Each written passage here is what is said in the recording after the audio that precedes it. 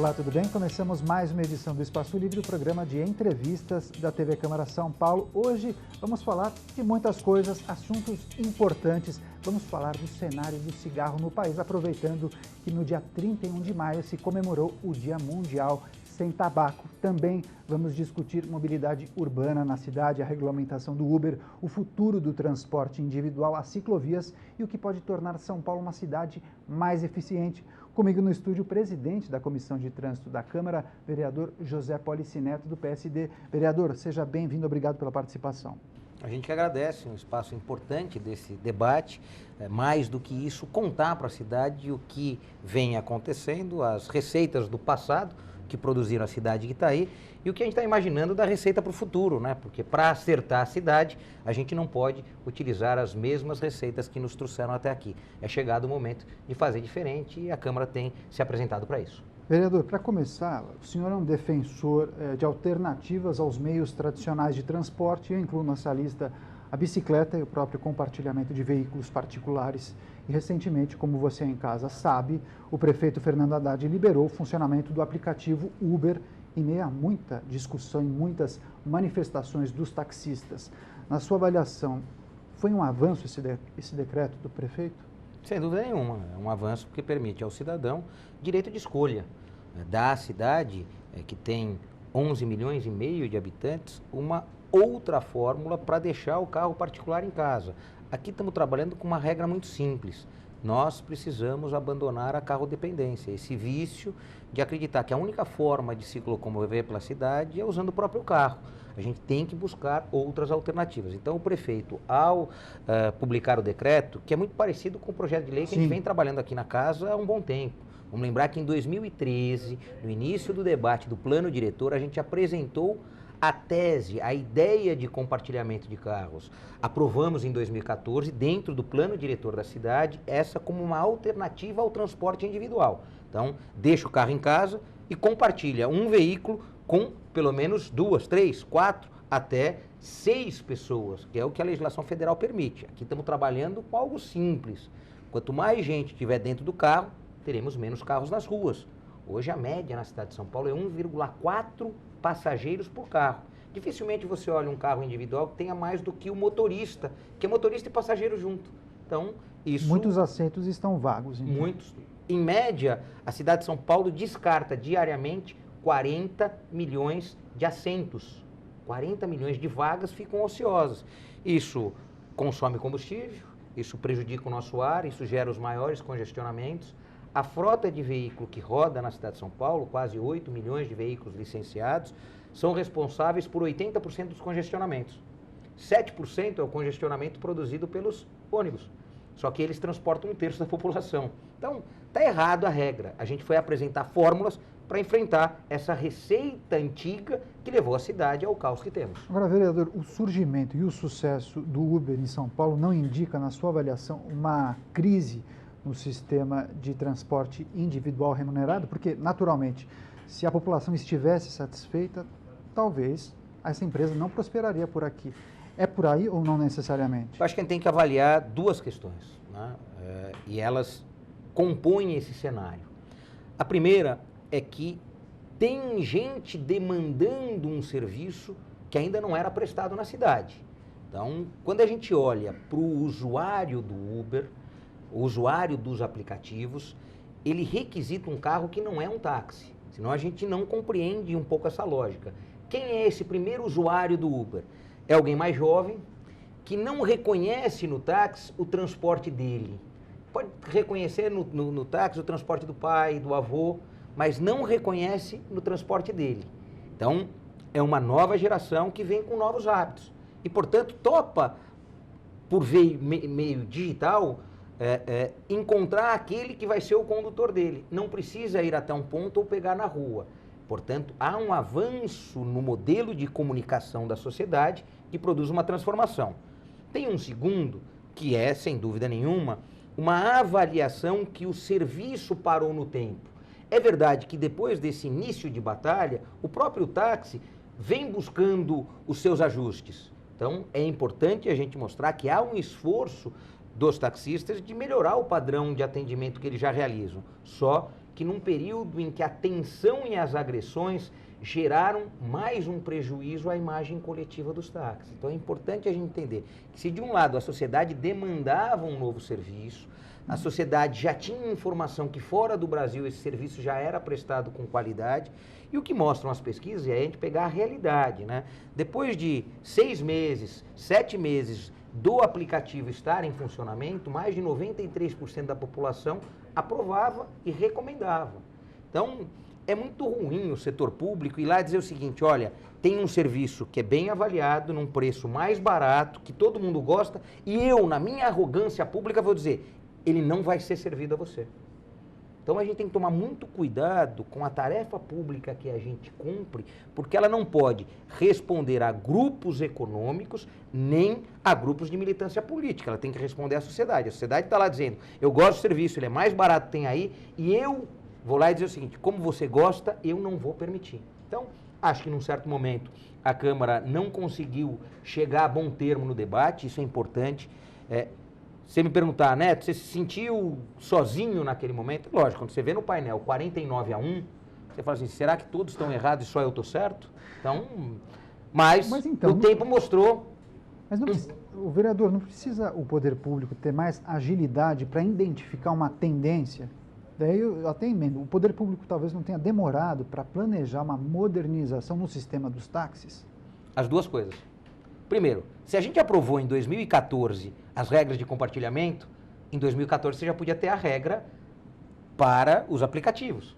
Já estava no plano diretor. O plano diretor da cidade já dava isso como regra, você tinha só ter a consequência e a implantação. A lei já estava lá. O artigo 254 já deixava claro que você podia ter o compartilhamento do carro, car sharing, você podia ter o compartilhamento das viagens, como é realizado pelos aplicativos, como Uber, como WillGo, e você podia fazer a própria carona, garantindo algumas vantagens para quem oferece a carona gratuita, né, que só faz a divisão dos custos.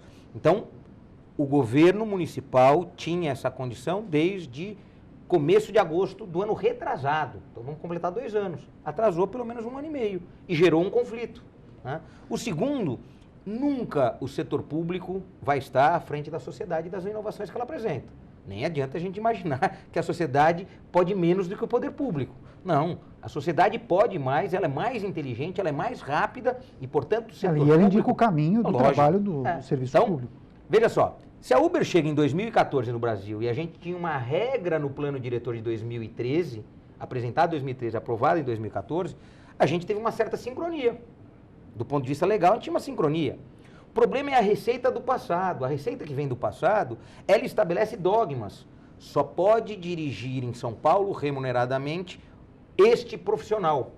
Imaginando que tem notório saber nessa atividade. Algo que foi entregue a poucos e que todos nós temos que nos curvar. O que acontece é que a Câmara sabia disso no ano passado, ao votar o projeto que bania a tecnologia do transporte individual de passageiros. Então, quando os vereadores se reuniram junto comigo e votaram 49 favoráveis à retirada da tecnologia do sistema de circulação individual, ela estava dizendo que a tecnologia serviria só para o táxi.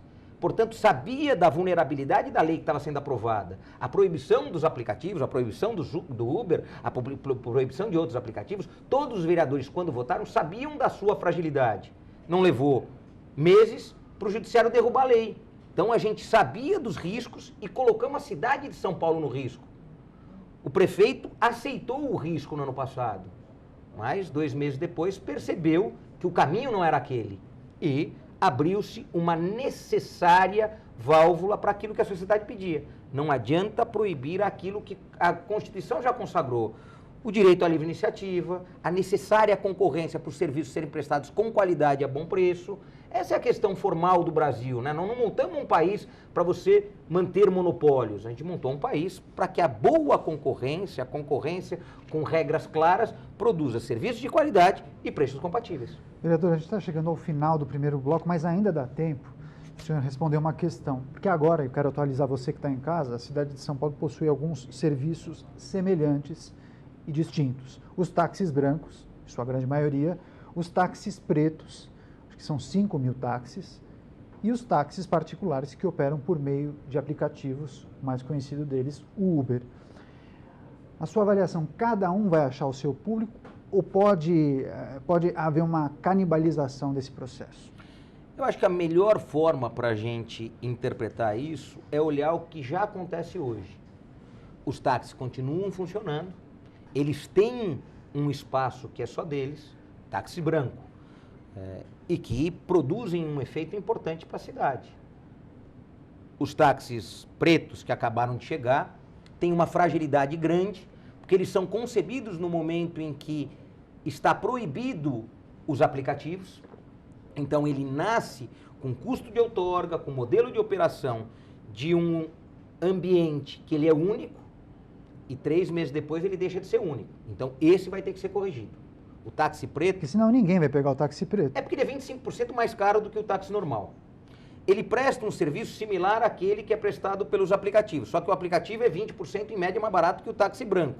Então, o táxi preto é no mínimo 40% mais caro do que os aplicativos, e os aplicativos servem a algo similar a ele. Por isso, recentemente, o prefeito liberou o táxi preto para transporte de funcionários públicos, tirando aquela frota formal que ficava absolutamente ociosa, né? Então, imagina lá, um carro que transporta um secretário. Ele busca o secretário na casa dele, leva até o gabinete do secretário e fica lá 10 horas esperando o secretário sair para levar embora. Não faz sentido nenhum. Então, o prefeito está levando o modelo de compartilhamento que a gente discutiu aqui, aprovou emenda minha, para quê? Para o atendimento dos homens públicos que estão lá, para ficar mais eficiente, mais barato e, portanto, todos nós economizar. Mas ele ainda é um sistema que, na minha opinião, não se sustenta do ponto de vista econômico. Ele vai ter que rever o valor da outorga, 60 mil reais, tem ajustes a serem feitos. Mas tem espaço, mas tem que ser ajustado.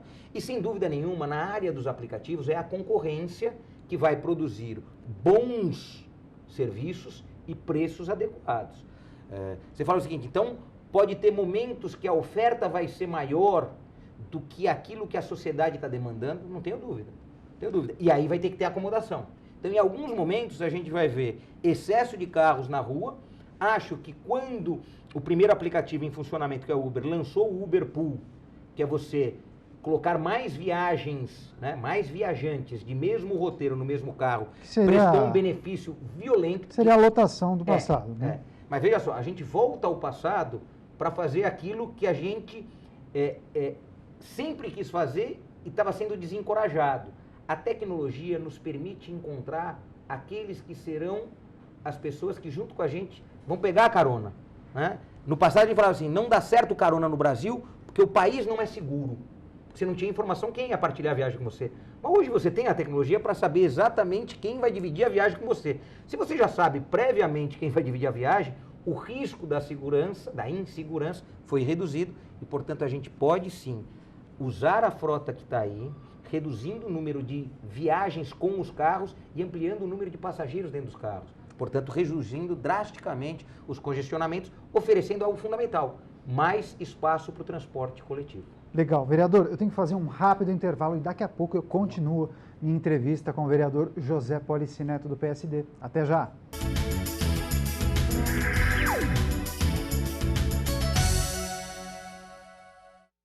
Estamos de volta com o Espaço Livre em pauta mobilidade urbana na cidade de São Paulo. Meu convidado é o presidente da Comissão de Trânsito aqui da Câmara Municipal de São Paulo, o vereador José Policineto, do PSD. Vereador, falamos de transporte individual remunerado no primeiro bloco. Eu quero continuar a tratar de mobilidade urbana neste segundo bloco.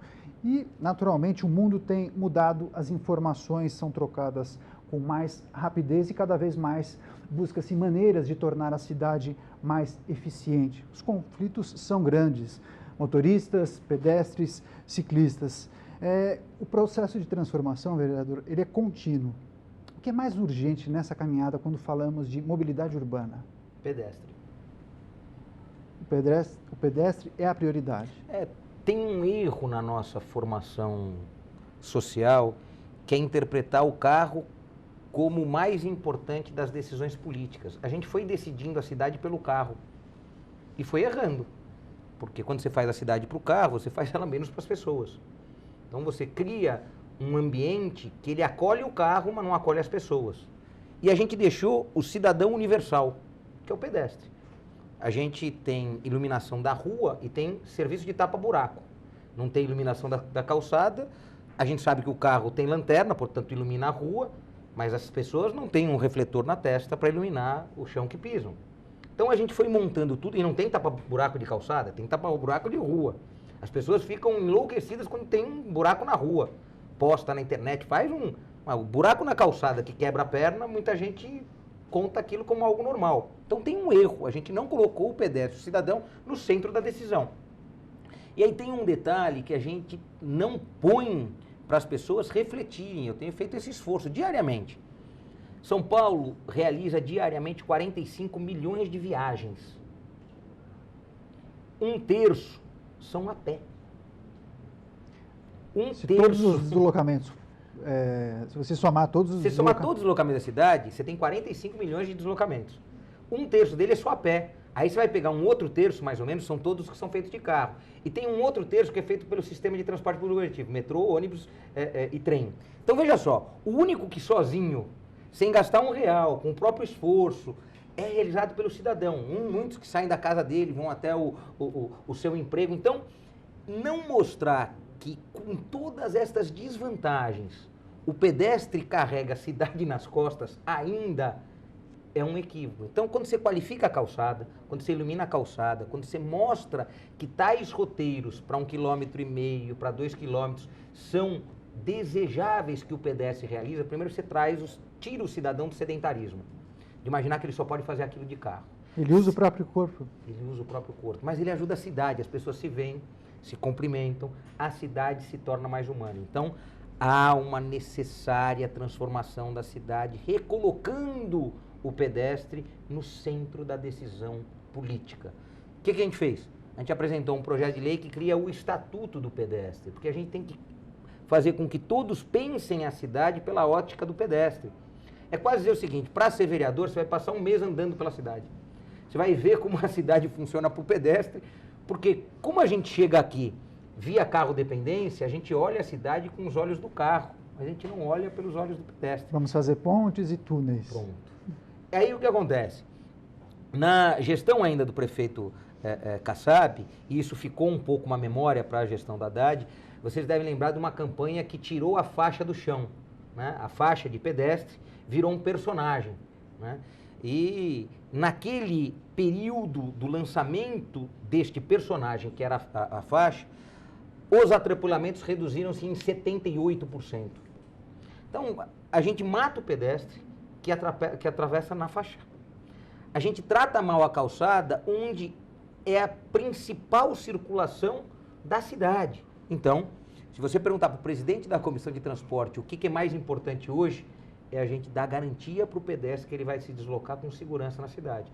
Imediatamente depois disso, o transporte público coletivo, né? Aí é qualificar os corredores, há um esforço da administração que não vem de hoje, um esforço acertado do prefeito Haddad. Todo mundo sabe que eu sou muito crítico ao prefeito Haddad em algumas coisas, mas quando ele faz a coisa certa, a gente tem a obrigação de não só apoiar, como defender. As faixas de ônibus foram um acerto, é verdade que tem duração limitada, né? O impacto positivo acaba logo, porque a gente tem que criar as redes estruturadas, né? Os corredores e assim por diante, mas o foco é o pedestre. O senhor bate na tecla de que a cidade não pode ser organizada para os veículos e acabou de dizer nessa resposta.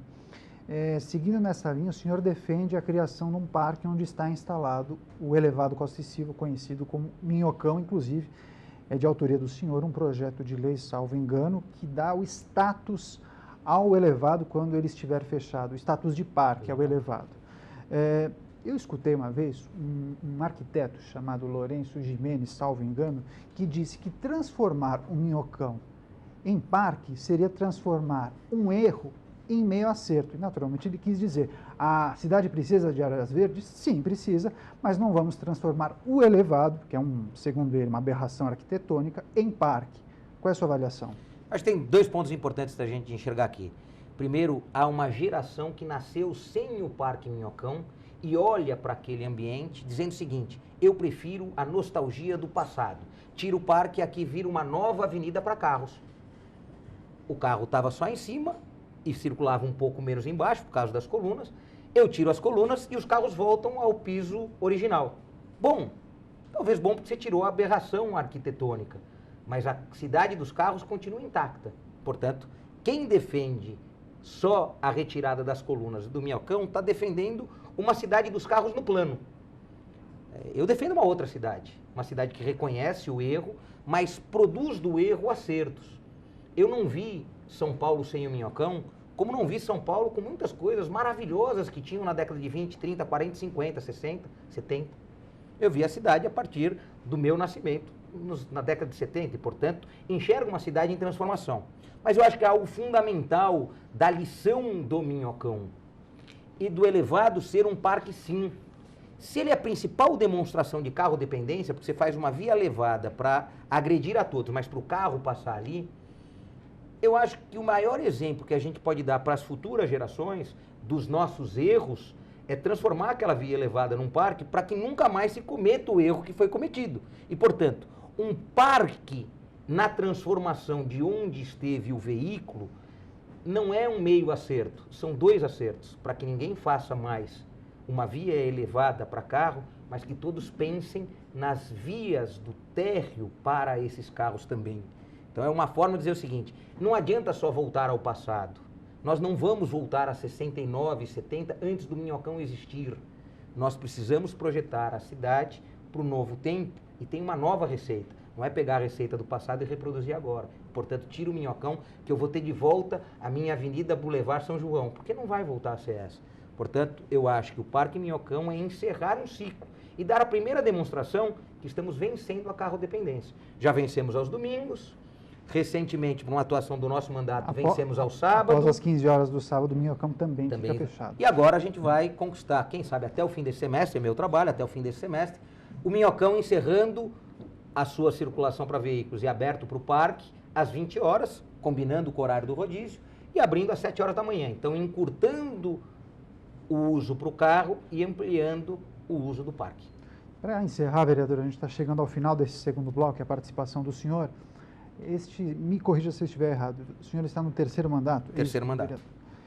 Atualmente dá para perceber uma participação maior da população, seja por meio de movimentos sociais, associações ou mesmo nas redes sociais. O quanto essa participação da população tem sido fundamental no trabalho dos parlamentares? Ela é o todo, nós somos a parte, né? Nós tentamos interpretar essa movimentação que a sociedade pratica, esses desejos, e são virtuosos. A sociedade sabe o que quer. Muitas vezes a gente que não sabe entender a forma com que ela está dizendo.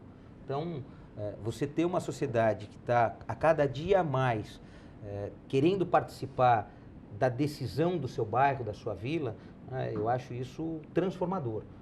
Vocês sabem, eu sou autor da emenda que fez surgir o Conselho Participativo, que é o vereador do bairro. Hoje a gente tem mais de 1.100 conselheiros participativos que nascem de uma eleição dentro de cada um dos distritos da cidade, só concorrem com outros moradores daquele distrito e, portanto, vai descentralizando o poder que muitas vezes ficou centralizado só aqui nos 55 vereadores, só no gabinete do prefeito, de alguns secretários. A gente quer ver a sociedade decidindo mais pela cidade que quer. E para isso você tem que criar regras. A tecnologia está nos dando uma participação maior.